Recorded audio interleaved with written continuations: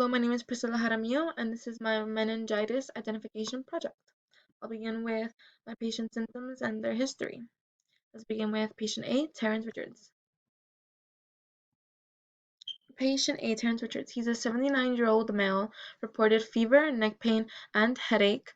He has hypertension and type 2 diabetes. His health and memory have declined, and he's in a state of confusion. He lives on a farm in a rural area, and he grows his own food with goats and cows. We're going to go on to patient B, Candace Browning. Candace Browning is a 2-year-old female.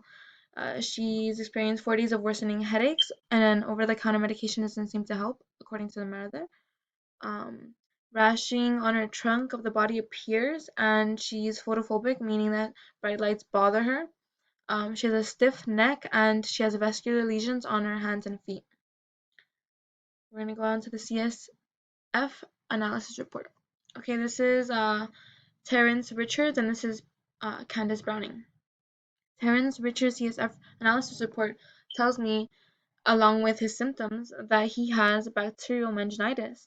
And you know, or you could tell by this, because in bacterial meningitis, they have very much higher than viral, but they're both high. But they have much higher white blood cell counts in their leukocytes and neutrophils, which are white blood cells. Um, so that is one sign of bacterial meningitis, and also in they have higher protein and lower glucose, as you can see in bacterial meningitis. So yeah, in bacterial infections, usually I believe it may metabolize or ingest glucose, and that's why it's low, extremely low, compared to the normal CSF. But yeah, so this just says that Terrance Richards has bacterial meningitis because of his very high like leukocytes and neutrophils, and his low glucose and very high protein.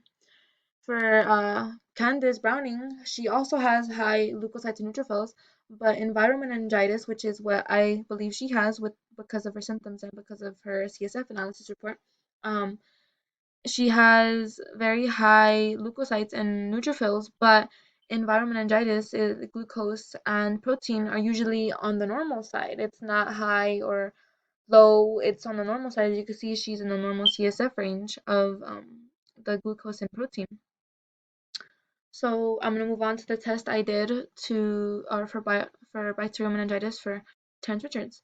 I did a gram stain, acid fast stain, blood agar, chocolate agar, Martin, antibiotic resistance, and catalyst positive. For the gram stain, we got a gram positive, and for the acid fast stain, we got a non-acid fast.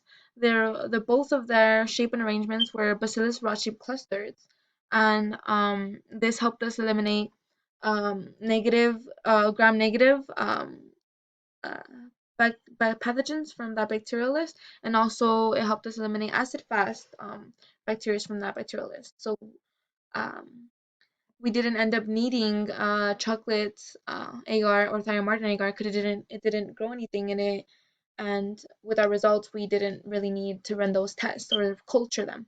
But we did need blood agar for the hemolysis, and we got beta hemolysis. As you can see, it's clear.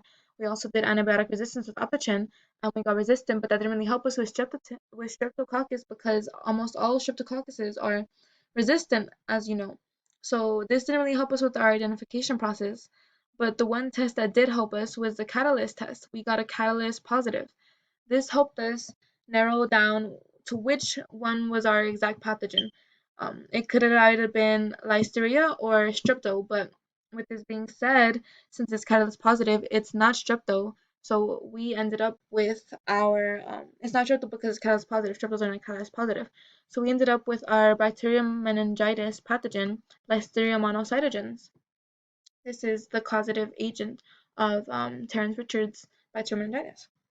Now we're going to move on to the test we did for viral meningitis. We did indirect ELISA, and as you can see, we got echovirus, because echovirus is positive for IgM, meaning it's uh, it's new, currently building cells, and it's new to her, like something her body has not seen, and it's just building and processing as fast as it can against that virus.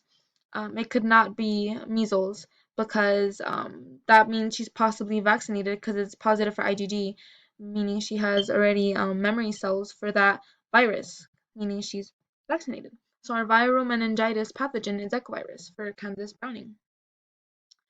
Treatment plan and prognosis for Terrance Richards would be um, antibiotics. Antibiotics help a lot in bacterial meningitis, especially in listeria, and all other ones too. But ampicillin by itself can be taken, or it could also be taken with other antibiotics such as gentamicin, depending on what the doctors say.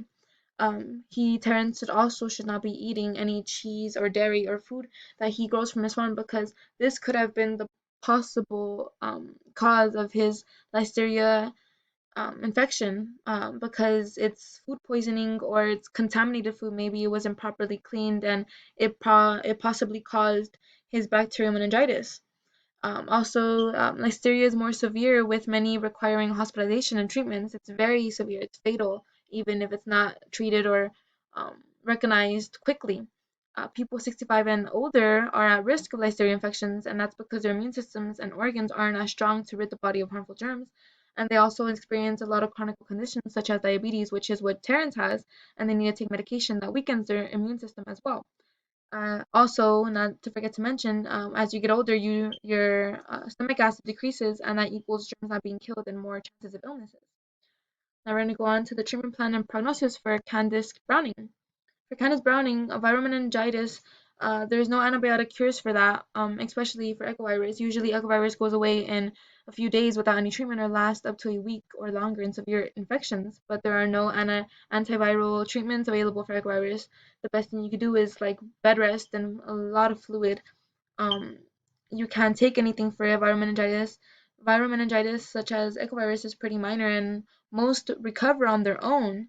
Um, so yeah, it's not as fatal as, of course, their opposed bacterial meningitis.